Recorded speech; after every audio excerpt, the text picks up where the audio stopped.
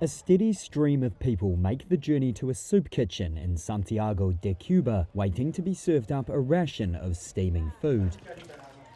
But this is no ordinary kitchen. It's run by one of the communist-run island's last remaining and highest-profile dissidents, Jose Daniel Ferrer and his wife.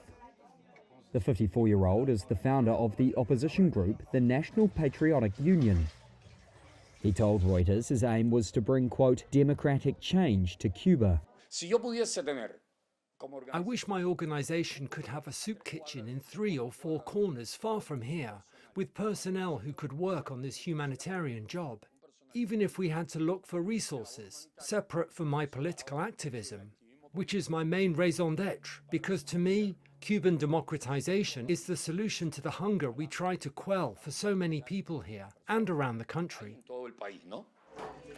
Ferrer said he was serving upwards of 1,000 rations a day, but that state security cordoned off the area around his home, threatening those who arrived with detention or removal of government benefits. The Cuban government did not respond to a request for comment on the allegations, which were backed by other dissidents and Ferrer's staff. Josefina Reyes has been helping out in Ferrer's kitchen for 2 months and says she was threatened by state security for doing so. I'm not harming anyone by coming here to help and collaborate. They may have their political activity, but I don't know anything about that.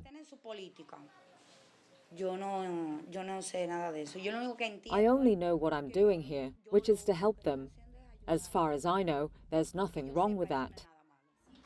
Reuters did not observe any police activity during an approximately 5-hour visit to the neighborhood. Ferrer has released videos and posted on social media detailing the alleged harassment, catching the eye of the US State Department. They condemned the alleged treatment of Ferrer in a post on X and said those responsible will be held accountable. Cuba's government dismisses Ferrer as an unhinged US government-financed pawn, accusing him of stirring unrest. Ferrer, who has called for non-violent change through civil disobedience, said he had not received funding in 2025 from the US government. Cuba contends a decades-long US trade embargo and fresh sanctions imposed by President Donald Trump are to blame for economic woes.